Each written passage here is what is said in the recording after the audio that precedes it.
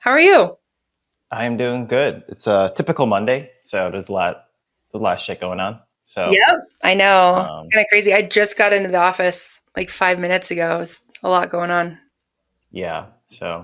Other than that, I mean, hopefully I get some work done. But a lot of customers to work with, a lot of like emails to respond, lots of meetings that are like ad hoc. So, Yeah.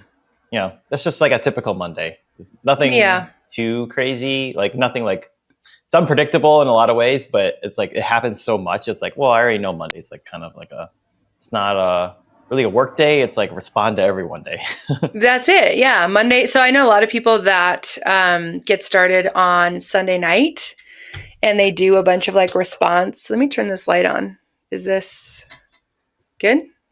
Is that better? You're good before, yeah. It's fine. Either Okay. one, yeah. Yeah. I mean, we could just do it like that. So there's just in general lighting. I feel like there's good lighting. Okay, cool.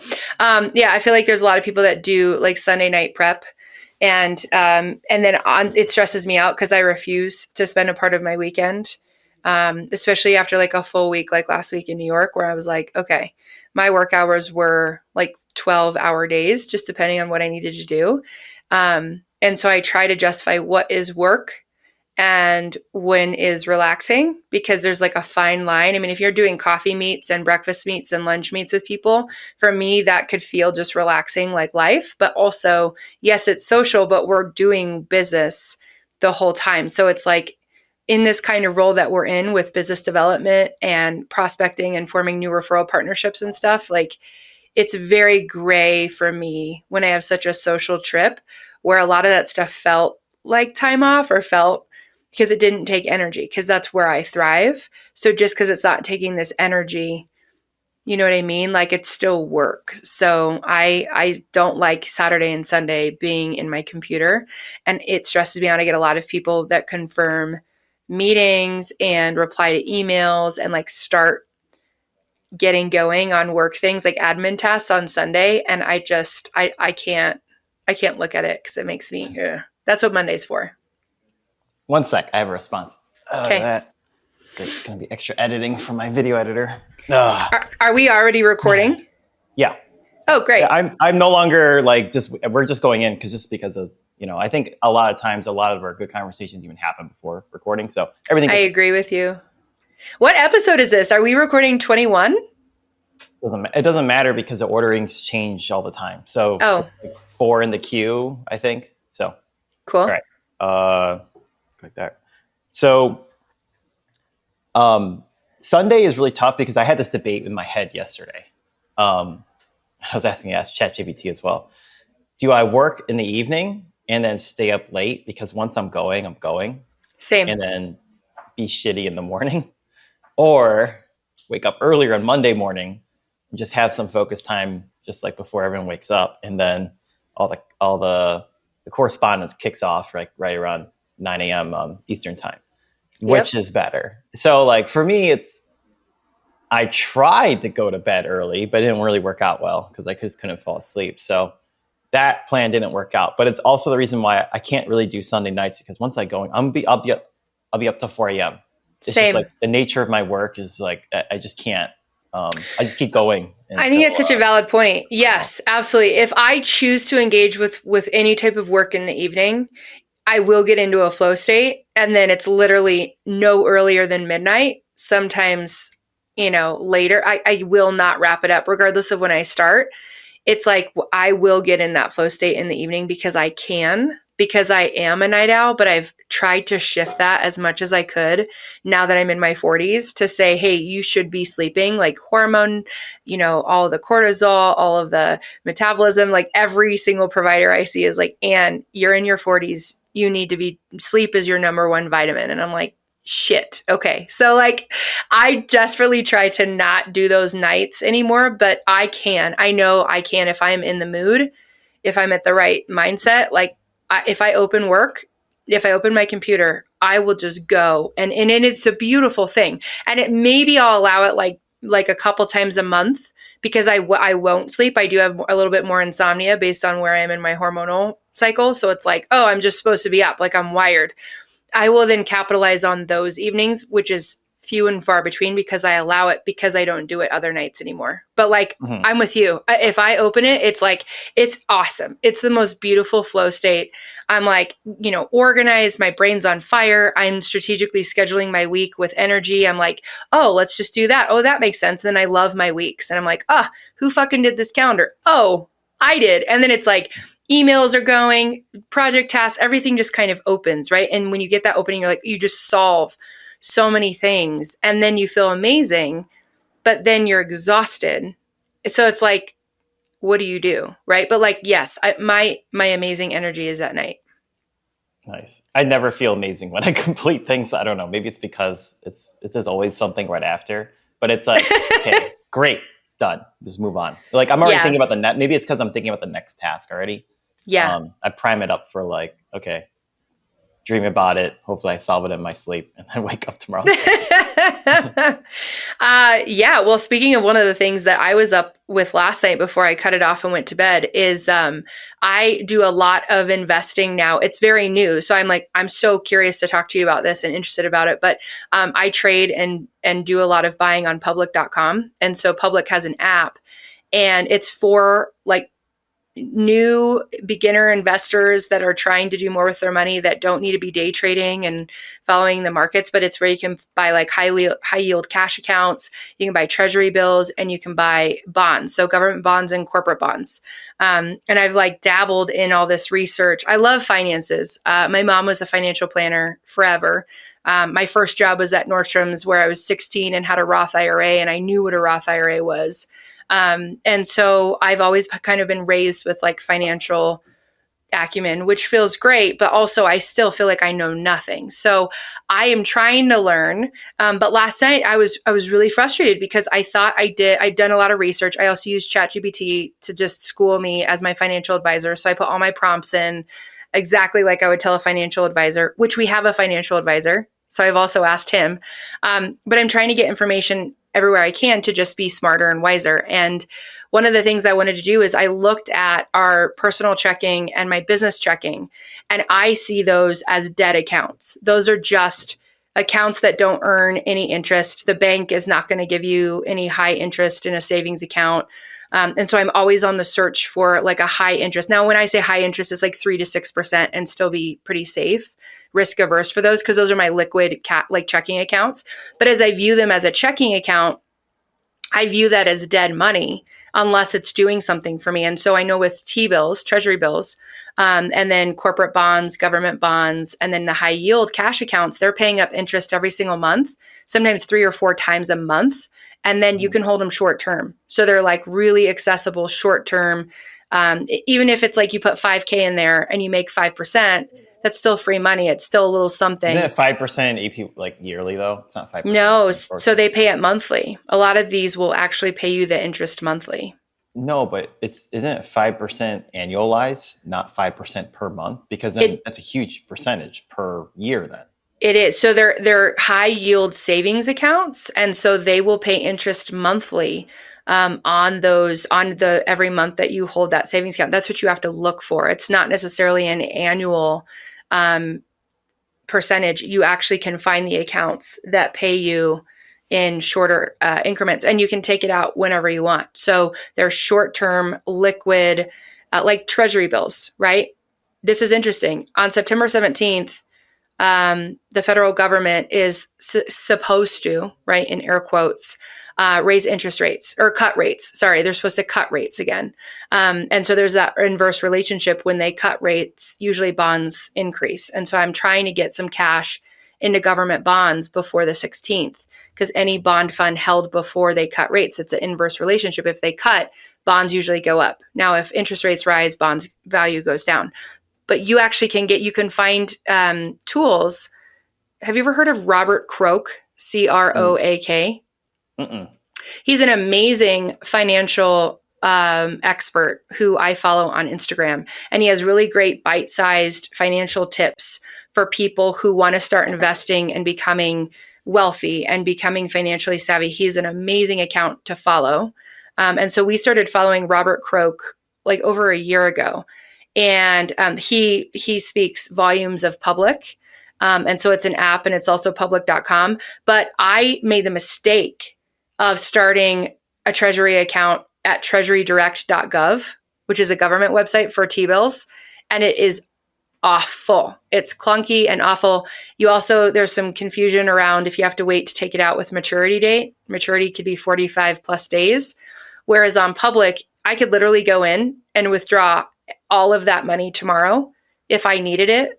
But the way I look at it is like it's short-term liquid accounts that earn just a little bit here and there. But even if you're making $50, $200, $100, for me, that's free money. So if it's going to be sitting in checking accounts that are just dead and I don't have to pay an invoice for say like 2 more months, I could go buy a treasury bill and then cash it out and get some of that interest that's paid monthly. So what's your stance on that? Because like that's one of the things that kept me up a little later last night. I was looking at my stance and everything before the market opened today. And I'm just learning, but it's like an adrenaline boost because it's exciting. I would check if it's actually 5% monthly and not 5% annually, because otherwise you're making 33% annually, right? Because if you compound that, I'd be curious because that I already checked. It's paid monthly. It depends on what you trade. You could get paid monthly, but the percentage that you get, that's what I question. Oh, you're saying it's 5% annual and then it's just a broken out piece of that that's paid monthly. Correct. Because otherwise you're beating a lot of stocks with doing nothing, right? So it must be 5% annualized, but you're allowed to take it out early. That would be, I believe, a high interest cash account, a high yield cash account, which is that it's like 5.3% APY. And then you get paid out a portion of that monthly. You are correct there. But the treasury bills are like notes. They're like treasury notes from the government, and you can buy them in $100 increments, $1,000 increments. Those are paid monthly. So if it's a 3.18% treasury bill, which is some of the ones I've bought into, I could buy in for $1,000 and I get 3.18% monthly, the full on that, because it's not an APY. It's literally paid on that note for a month, and then you take it out and you get that interest back. Yeah, I've never bought T-bills, but in the same regard, I thought there was a maturity date that you have to hit, because those are stable bonds. So I'm surprised you're getting paid earlier. You don't get paid earlier. If you can take it out whenever you want, but you're correct, to get the fully realized percentage on those, you have to wait for maturity date. But a lot of those, that's hilarious. So that a lot of those mature in 30 days. It's like a month. It's like a month-long note. Wait, hold on. Maybe I'm misunderstanding, because you don't get that percentage right away. There's just no way. No, you have to wait. So a lot of those bonds and a lot of the T-bills will mature in 30 days or 2 months or 45 days. And so you wait for that maturity date to realize the full interest back on what you purchased. But they're short term. I mean, they're not year. I mean, it's 1, 2, 3 month. I'd be surprised if it's also monthly, because all the banks and institutions work in APY, not monthly. Right? Because not what I'm seeing on public. It's interesting. Yeah. Let's just take a look on what the actual monetary amount you get back, because I'm curious. Right. I'm happy to be the guinea pig and let you know what I do, because I'm learning, but I'm finally taking Robert Kroch's advice. And he's talking about like, this is just one of the small tools, right? Of like, we have budgeted like a boss. And so we're really trying to live well within our means, which is hard with a family of 5, but we've had to do that with inflation. And so another part of that is going through your business expenses, which is what I did, and kind of scraping them again to be lean and making sure I know what I'm paying for, right? A lot of times as business owners, we sign up for that software or we sign up for that subscription. And I signed up for something that I was using for a specific client, and I forgot, and it was 2 years ago, and I haven't needed it since that client. And I said, oh shit, I'm still paying $375 a year.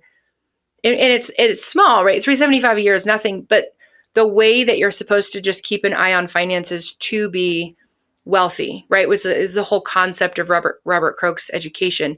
It's like, you have to keep a thumbprint on everything, business and personal, so that you're not wasting money, which I agreed with, right? So like the way that you invest in these T-bills or these bond funds, even if it's $50 a month that you got, that's $50 extra, which honestly, some of my monthly subscriptions, that pays for two of them, like Mhm. $20 here, $30 there. If I can cover some of my costs with free money that's from the government, that's not mine, great. Like I'll throw it over into public, grab a T-bill, and then 2 months later, cash out, get the liquidity. And I just earned $200 in 2 months. And that pays for, my Google workspace for 4 months. Right. Mhm. So that's kind of the way I'm looking at it now, which is not the viewpoint I had last year. Like, what's your viewpoint on making money as a business owner? What do you dabble in? Do you dabble in anything that's just like not just a regular checking and savings account? Um, in the past, I used to do, especially during like COVID years, used to do a lot of crypto. I used to do a lot, like not super short term trading, but like 3 month trading, basically. Mm-hmm. Um, so I used to do a lot of that from 2019 to 2022. Um, got a lot of wins, got a lot of losses. I think when the dust settles, it actually all broke even because I was still in when the bubble popped for crypto. I actually lost a ton of money. Oh So that no. like What's a wiped ton out of a money lot of to gain, you? What is that? like 500,000. Holy shit. So, and that was That's a like, ton of money. that was like half of that was gone in like 14 days or something or something How stupid. did that make you feel? Like, walk us through Nothing. that. I mean, it's just like whatever. I mean, Why? because I could just make it back. Not through trading, obviously, but like I got that money in the first place for a reason, right? So Yeah. I'm never like, and this goes back into my philosophy too. It's like um, the as a product company, it's really easy to reinvest. Uh-huh. Really, really, really easy to say like, I'm going to put $1,000 in. I can get ROI back in 6 to 12 months. Yeah. Not just ROI, like just like continue like dividends in some shape, way, or form. Not like traditional dividends, but dividends in the idea of like, okay, I own this company and I know I can, because of the customers that this investment gives, Mm-hmm. I'm able to hire employees, able to do more, keep growing the company. Yeah. Um, so my philosophy around this is like I take majority of my own capital and reinvest it into ChipBot. Okay. That is the best return on investment for me because Mm-hmm. I control. It's the one thing I have a lot of control in. When I put money in the markets, and I put like they're great. You're supposed to diversify. I wouldn't recommend anything. I wouldn't recommend my strategy for anyone else. But for me, it has so far worked out okay. Where, sure, I should be diversified. I am diversified in a little bit, but like really it's like 90, 85 to 90% all in the chip bot. And then every type of money I take, like I don't pay myself out a lot because the money I earn, I just put it back in the company. Yeah. I just keep it in the entity. Because it's just ROI is just good. Yeah. I don't have to just keep growing it. Mm-hmm. Um, so that's why I don't really work with like savings um, or like different type of investment strategies. Sure, I could. Like, there's no harm into it. But I'm in the mode of growth, so everything is focused on like keep growing. Because the Yeah. second you let go of the gas, it sucks, and I hate stopping. If I was stopping, then sure, I would switch the whole strategy. It's just Right. like okay, have I would even have business investment strategies, right? Like Right. where I don't have to take it out of the company, have a tax come to me, and then have my personal income. I can also grow the entity's um, um, valuation just by doing smart investments just within the corporate. Exactly. So Yep. there's that too. But like when you're in a growth mode, you don't do that. Like because growth mode that means like, oh, I'm going to put $10,000 into another idea. Why wouldn't you put that $10,000 into your own company where Right. you actually need it to? It's more oxygen Yeah. to grow, right? It makes no sense. So Yeah. it's different when you have a product company when you can just keep shipping money into it and it Mm-hmm. actually grows. It doesn't work in I used to be a consultant. It doesn't work in services or consultation because you putting more money in doesn't necessarily scale the client base. You can be able to hire more Exactly. people, but you also have to get more clients. it's still Exactly. And involving you. that's where our businesses are so different. I am a consulting business, and that's what we do. My people are my biggest cost. My Right. people deliver the services. It's an agency is a consulting business. You're literally just sending out service providers to your And, client in a team form to deliver some type of result that is like human labor. And I've thought about that too. I've honestly thought about, where could I put this money? Should I put this money into, some type of a lead generation marketing tool? But honestly, so far, this has been interesting. When I have paid for social media or for email marketing or for Mhm. a specific tool to be more of a lead generator for me to work the leads that I've gotten have been much more garbage, like just Yes. high level garbage, versus when I continue to work my personal networks, my referrals, and go talk and speak, networking, workshops, this podcast, connecting with, some type of a group that's like, oh, you need to meet Anne. That's when I get the quality leads that my team of consultants can work. And that's sweat equity. That's my But you time. just kind of answered it yourself, right? You're just Hmm. putting money in the wrong spot. Not Mm-hmm. It wasn't that the money didn't work. You're just doing the wrong It thing. was But wrong. it's still marketing, right? Right. Podcasts, all the other, they're still lead generators, right? You're just now True. doing a different tactic, different Yeah. playbook. A lot of my money in my marketing costs is for lunch, or it's for networking events, or it's to attend events like the Colorado Top CEOs Awards. Like I'll go there and just kind of use it as a networking event. And one day I might be nominated for awards here, which could be a whole strategy in itself. But just going to some of those events where some of the top people, the top women, the top leaders in your state are, I look at those dinners that are 100 to $200 to $300 a ticket, and people are like, whoa, Mhm. that's expensive. I'm like, no, I only go to like 4 of those a year, and I'm really selective with where I go to network now because of who I want to sit in the room with. So I will pay like hundreds of dollars. That's a marketing cost for me to attend those awards and attend those dinners, because then you're rubbing elbows with a different pool, right? And Right. it's not like a solopreneur networking event. I actually shifted the main networking group here in Colorado that is awesome, Denver Boss Babes Collective. It's like 8,000 members, and they're all female business owners and leaders and entrepreneurs. And you can kind of get lost there because there's just so many people. And a way to stand out in that group is, I love public speaking. I love emceeing. I'm super comfortable with it. So I got to know the administrators of the group, and I pitched to them a couple years ago hosting a speed networking event, because they do regular in-person networking events. And I was just Mhm. kind of attending and being one of the masses. And so with that specific group, because I have gotten some really great connections and leads there, I said, hey, I want to host. Would you guys be up for me hosting a speed networking event with you? So A, I don't have to plan an event because I hate doing that.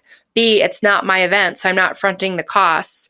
And C, it's their event with tons of people that go with their brand, and I'm just popping in as the MC because no one wants to do it. And people love speed networking because traditional networking is just horribly hard for a lot of people to get into. You have to work the room. If you're not an extrovert, it's so intimidating. So we take 2 of the networking events that they do a year, and we make them speed networking now. So I'm going to host my 4th one this October, and all it's doing, Matt, that's free. I don't even have to pay to attend the event anymore. I get my ticket. I'm hosting the speed part. I get a drink if I want one. Like, everything's now covered because I've positioned myself as more of a leader. So I'm Mhm. up there with the mic. I'm now running. I propositioned them on like how I would structure it and how I'd rotate through. I put together all the brand copy and the language for how I would like set up this event, and then they do it. They literally shuff it out to their network, and we've sold.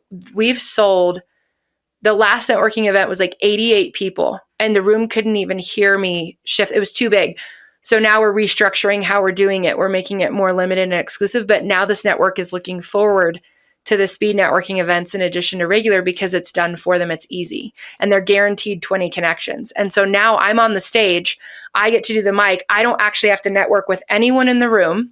I just get all of the contact lists. A part of our deal is I get the whole contact list of everyone that attended, and I send a mass email the day after the event, BCC everybody, say, hey, I was your girl on stage behind the mic. Let me introduce myself because I didn't get to meet you last night. This is what I do. This is how I can help you. This is the type of client I'm looking to meet or referral partner. If you're interested, let's set up a one-on-one. Boom, done. That's now how I network in that massive group. And then people view me as a leader because, you were the girl on stage. Sometimes I'll put a picture of me on the event with the mic and they're like, oh, hi, Ann. And it has it's changed the game for this group of me to inundate with on a personal level. And then they're like, oh, she must be somebody because she's up on the stage leading this speed networking event. Literally all I did was ask. I'm like, I love being on the mic, and I asked and it worked. So it's changed how I know. So the costs, I'm changing the costs of just getting smarter of how do I reach more people from a different pedestal, right? And then that elevates you a little bit so people want to meet you. It's been fascinating. Yeah, I mean, that whole process sounds like you are spending money. It's just different because the time that it takes does sink a lot, right? So you just don't see it straightforward in a straightforward way. It's like a trade. It doesn't hit your bottom line. It's like a trade, right? I view that as a trade. It does hit your bottom line 3 months. Like async. It's asynchronous, so it'll hit your bottom line. If you did all that for a straight month, you would feel it in the next month of what's going on with the business. Either because you could maybe you're networking so much, and then you're only focused on sales. You know what happens? Well, if you're a small team or it's just your operations just goes to zero. Right. Yes. So you are correct. You are correct. Absolutely. And then vice versa. If you're super 100% in operations, you realize where the heck are all the leads? Where's the pipeline? The pipeline That's just it. Just dust. It's just dust. So. Yeah. Well, and the pipeline for consulting, I'd be interested on your take on this. The pipeline for consulting work, which is just an agency like mine versus a product that you just get signups off your website and people buy your products like that. What ideas are out there to treat consulting and service-based industries more like a product to just get lead flow? What is there? There is no in between, because every in between requires high touch point. If you require a high touch point, no matter what, if you can people try to productize everything, but it's just a fancy get my word one pager, my $99 download. I almost went that route. Here's my product of my service. Here's a teaser to just get a little bit of money. But is that? No. I'm not talking about that. That's a little different. I'm talking about people who productize their service by saying, pay me monthly. So where this is happening, because that's as close as it gets to a product, to like a SaaS business. Yeah. Where that's taking a lot of hold, which I don't think it'll last long, is design agencies that say, hey, you can have a designer 24/7 whenever you want, and the turnaround is 3 days. You just got to pay us $3,000 a month. Yep. That's currently the leading model, and I've only seen it work for designers. Correct. It's a subscription model. Yeah. I've seen it too. A service. The problem about that is I don't think their lifetime value is very high. I'm sorry, well, I mean, it's the same thing, the LTV, but also how long they stay subscribed. I think, I think people would just stay subscribed for 2 to 3 months, which probably normalizes out. That's funny. I was going to say 3 months. Invoice amount. Yeah, it'll normalize the same. So you might, why it's actually hurting your business, because now you're waiting for that money to come up, and you actually don't know if it's going to come. So you have to plan everything different. So you just change from high peaks of feast and famine to, you still have feast and famine, but the top and bottom are a little bit closer. Yeah. Right.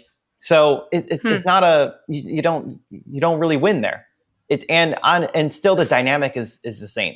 When you're building something for someone else, you are about, you only see the customer in 2 dimensions. You don't see them in 3. Because you have to work on so many different businesses, so many different aspects of how they operate and who their customers are, and then you have to multiply that by how many of your clients are in the pipeline. It's really hard to focus on how do you grow each one of them. Mm-hmm. So that means you don't have a full picture. And also means it's really hard to retain that client, because once they're in the door, I think a lot of agencies, their 100% focus isn't in that one customer that's been with you for a year. I think a lot of their focus is how do you keep building the pipeline? How do you get more clients? How do you grow? Yep. What happens is, and the defense of that is, well, we already know the business, right? We already understand it. No, you know the business as of 12 months ago, but the Right. business evolves over time. Mm-hmm. And if you're just an agency, you only see the surface of it. You don't see what's happening necessarily internally unless they communicate it back to you. Right. Yeah, as an agency, you're only as good as the information your client gives you. And so if the client this is one thing that I do in my work with the brand therapy sessions. It's literally like therapy. It's digging. It's literally asking a question and then digging in deeper with 3 more questions of that question, because you're trying to probe them to give you information that's going to help you create something for them that's net new. Just like what you said, because honestly, as an agency owner, I have had recurring clients that they get stale. We let them get stale. An agency will let them get stale if you just keep doing the same thing. Oh, it's not always the agency's fault. It's actually, it goes both. It's a two-way street. Both ways. Because, yeah, 100%. Because you could be on top of it. Yeah. Your client could be like, no, we're solved it already. And then what happens is that miscommunicates with you. Oh, client's good shape. Okay, we can work on something else. Right. What happens is shit hits a fan, comes back to you anyway. It's like, hey, where weren't you on top of it? I was like, what do you mean? I thought we were all good. Right. Exactly. So yeah, it's a risky relationship, because it's not risky. It's not risky. No, the relationship is right. It's not risky though, because if you keep the relationship up, then you get the right communication. Right. If you don't and you let it slowly degrade, that's where it's not even risk, it's negligence. Yeah. What I've seen other agencies do, I've actually been a part of some teams when I'm white labeled as a service as well, because I'm also a brand strategist that gets white labeled with other agencies that don't keep strategists on deck. So I will that's a consulting endeavor of mine, of Just Ann versus the whole Fix and Form experience. And I will say that I've been privileged to sit on other agency teams as their, white labeled brand strategists. And one of the things that I've seen them do is have these monthly check-in calls, which we all know as a client, you get a monthly check-in call when you hire a recurring agency or a team member. And so you have these meetings, and the better ones use the meetings to bring insight, technology news, information, new tools. Hey, this is something that I discovered. It's almost like getting a doctor that's really into research. So they're always looking at new things and new ways to help your health. It's literally like, hey, we're going to be a research partner. And we've looked into this really cool tool and ways to help you grow, right? And I really want to explore it with you. And those are the great monthly check-in calls that I've been a part of. I'm like, ooh, cool. So you're bringing something new to your client to see if they're interested in trying something. The ones that I feel fail, that I've tried to not let Fix and Form fall into, but it's hard. It takes you have to be on top of it and be assertive in all of those monthly check-in calls, is just reviewing the previous month's analytics on all the things that you're doing, and looking at the reporting and looking at the things and saying, yeah, there weren't really any red flags. This is where you were. This is what we'll do the next month. We'll just keep going as we are. That tends to, after 3 months, things get really stale.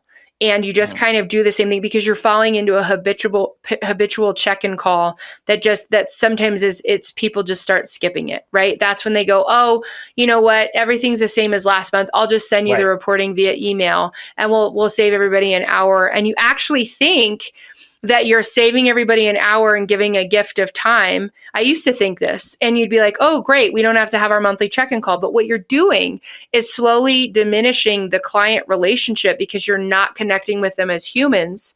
And months will go by before you realize you haven't had a conversation with them, and they're on autopilot, and they're already looking at other agencies because they're like, oh, I haven't heard from my agency in a while. And the relationship, if there isn't continuous check-in, you do start to diminish that relationship. So yes, why we all don't love meetings, it's not a meeting. It's literally a connection point. And that's why I try to make them more social. So if we can do an in-person coffee, if they're not a nationwide client, they're not virtual. If they're here in the state of Colorado, I will usually try to make it a point to see people in person once a quarter. That's kind of my policy since COVID. I want to see someone in person once a quarter who I'm doing business with, at least, at minimum, because I want to make sure I know I'm great in person. Virtually, I'm fine, but in person is where all the energy is. And I have to make sure I'm building that relationship. I think this is why investing into consulting is really tough, right? You can't evaluate how good relationships are, right? Yeah. So say you're the business owner, right? You got $10,000. You're going to put it into your consulting business, or you're going to put it in the stock market. If you put it in your consulting business, how do you measure the ROI there? Because where do you invest that? Do you invest it like how and where? It's most of the time it should be operations driven, because your sales should be it's you, right? So you are the engine of sales, so that shouldn't be the problem. The problem should be fulfilling operation. Right. And the thing is, if your operation is already running at 80, 90, which you don't need investment.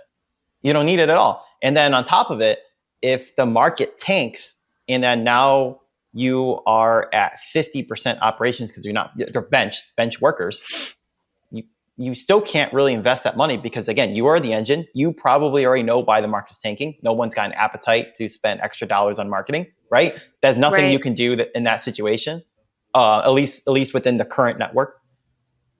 You still can't do anything with the money. You might as well put it into a savings account or the stock. High interest savings account. Discover has one too. Like we have a Discover credit card, but Discover offers a high interest savings account. Sometimes it's anywhere from 3%, 4%, 5%. That's that you get paid out monthly. It's compounded, of course. It's an annual, but I mean, as a savings account, it's better than what your credit union or your bank's going to be giving you. So might as well just make some extra money, especially on future dollars. That's kind of what I was looking at public for, was business and personal. We ended up we gave ourselves a loan personally. I think I've talked about all of this so far on the podcast, but the next couple months, I am putting a lot of time and energy into growing my personal brand with a media partner. And a lot of that work is requiring me to not be the engine and not be the generator of my businesses right now.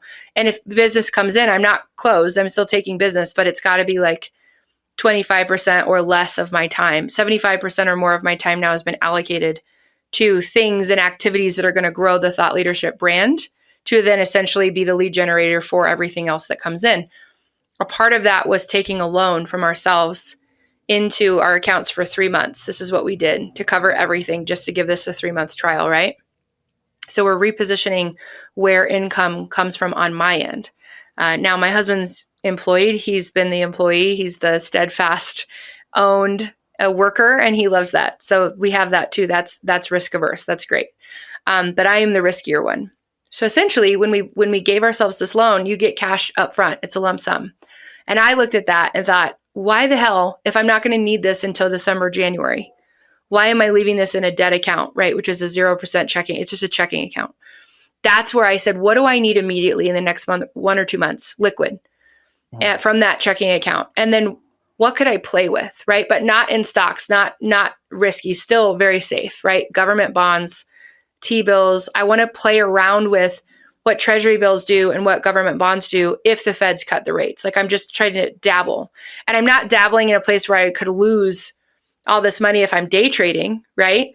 But it felt really safe for me to be like, oh, well, these are high interest savings accounts. But I'm going to play a little bit with corporate bonds. And then I started looking at like fractional corporate bonds and what does that mean, and fractional government bonds. And, some of the interesting corporations that are coming up. I'm also doing research now about these big corporations that have these bond funds available that I'm playing in, like QVC, Home Shopping Network.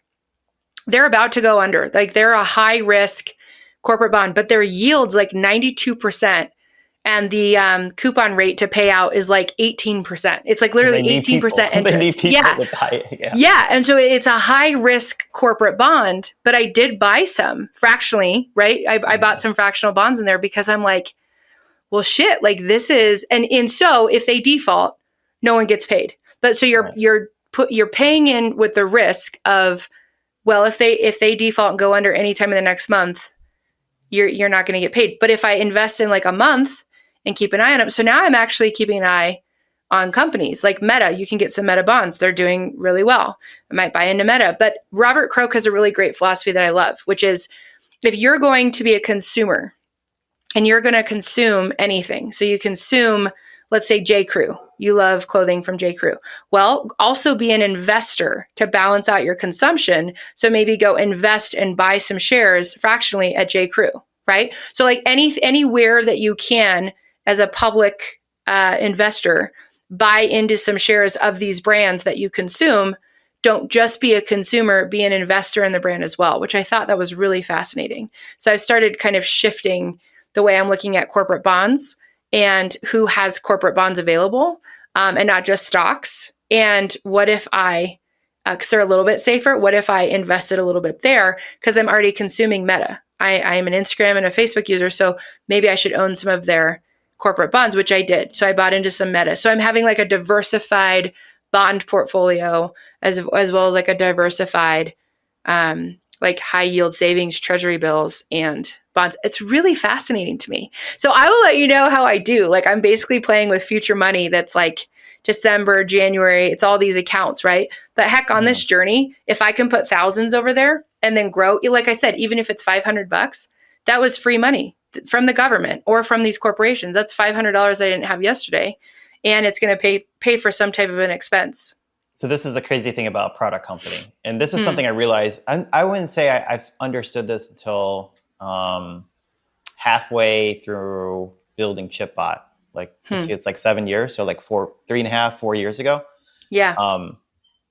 If I put $100,000 in the company, I get $200,000 back. Often, it's not guaranteed, but probably often within 18 months. Oh, wow. So that's fantastic. That is, part of it is me driving it. So this is a difference, right? I put money in, and also I don't. A lot of times, if I want to do that cash infusion, I actually do it as a loan from the shareholder. So the ChipBot has got to pay me back. Not only that, the principal, but with the interest as well. Mm-hmm. That way I keep my cap table a little bit cleaner. I'm not trying to buy more shares. I'm just trying to be like, hey, I want to grow it and I can get, I have capital to do it. So,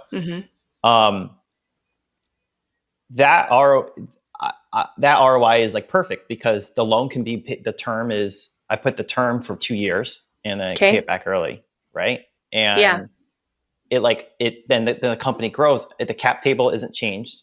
I don't have to reissue shares. That means the outstanding shares are still the same. And then just the whole financial situation of me getting that capital back is not very messy. It's like, it's not coming in. I don't have to exit. I get it back just fine. It's no different than like venture. It's very similar to venture debt, except venture debt does convert to equity. This is just a straight up loan, but I'm the bank, not a real, not someone else. Oh, you're almost banking on yourself, on your own company. I mean, that's how it should be.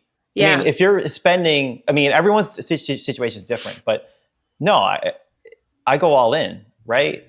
That's the whole idea of why I have ChipBot and why it's growing is because it's the only thing I have. I have to make sure that thing grows to whole new levels.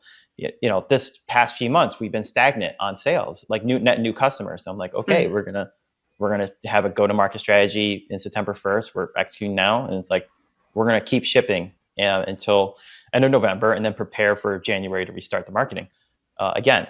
So it's like that is what how my kind of investment or loans or whatever work in this company. It's like I am the engine. If I need capital, great. I know how to deploy it correctly. I had control of the variables. I got a great product. I know the balance sheet. I know the top line. I know the bottom line. I know exactly what needs to do. I have enough mistakes to know what not to do, and I know what mistakes I will do. So so some of the money understands that there needs to be room for errors and omissions. Does ChipBot have any other shareholders, or is it just you? There are employees who own pieces of the company. Okay. But there is no outside investors. No. Okay. So when you essentially put money in and I know you got to go. So this is the last thing. When you put money when you take shares out to grow it, or when you're I don't take shares reinvesting, out. let's say, It's you don't take shares out. These are It's a they're called loan. shareholder loans. Yeah, Got shareholder it. loans. So you take a shareholder loan and then you grow it. Let's say in 18 months you putting, 100,000 loan, and then you're going to grow it to 200,000. You put all of that, including your gains, all back into ChipBot. So the share value increases, but you don't have to change the number of shares. No. Shareholder in the balance sheet, the shareholder loan counts as a liability. So you're Right. not growing the equity at all. The equity value. Oh, okay. Because you have the company now owes money, right? Right. So when that money comes in, the company's goal is to take that money and add even more beyond it. So it needs to pay it. So it needs to pay it back with interest, and then the net result ideally should be the company gain 1,000 new customers or whatever, 2,000 new customers because of it. That's really the premise. There's nothing really any more complicated than that. It doesn't change the cap. I love it because it doesn't change the cap table. Okay. It makes it, and then my personal income, I get a little interest back. So Yeah. I have to pay taxes on it, but Sure. that's the nice part about it. Got it. That makes sense. Okay. This makes sense. Very different. Only works if you have the capital on hand. But this goes into like the differences of our businesses. It's like if I totally different. And everything's async. Like every decision I make, I really don't see the reaps. I'm not able to reap the reward until maybe 6 months later, and I just testing. And I won't. It'll be longer if I'm not putting if I'm not putting a continuous gas on. Like I got to make sure I'm at 110% every single day, right? No matter what. And then 6 months later, I can see, now I can see things. Here's what worked. Here's what didn't. Great. The things that worked are already paying off. Things that didn't, adjust. Wait another 2-3 months. Wait another 2-3 months, and then the cycle begins. From all your efforts of biz dev and sales and growing. And then I play a lot of table tennis, and things go back down, and then rinse and repeat. It's all a cycle. But you have to have table tennis in there for your mental health. Yes. It started out as business. I don't really know. I think the mental health thing. I don't know. It could be true. I'm sure it's part of it now. But I do it for the energy. So before I used to be really dependent on coffee, like really, really, like I need coffee for anything. Yeah. I can have the same energy I have now, even without coffee. It just takes a little more effort, but I could not do that 3 years ago. 3 years ago, I wasn't playing table tennis. Table tennis allows me to just have spontaneous adrenaline as if I'm like 18, 19, 20. That is my dancing. Your table tennis is my dancing. So if I get a little movement and a little dancing, I listen to loud music, I move maybe 15 minutes. It's the same. It's better than a cup of coffee for me. Yeah. Cool. I think for me, it's just different. It's not better or worse. It's like, it's just a different form of energy. So now I have about two or three sources of energy. It's not just coffee. Right. And that alone gives me the sanity to run a business like ChipBot and then with table tennis to be able to kind of endure all the training and tournaments and the rigors of that sport. So, it's what keeps me alive, I think. So I think combined, it does help with mental health. But, Love that. Awesome. Well, Matt, I think that wraps up today's episode. Thanks for sharing all your insights with me. I love talking about this stuff with you. Guys, thanks for tuning in. And we will see you on the next episode of OnlyFounders.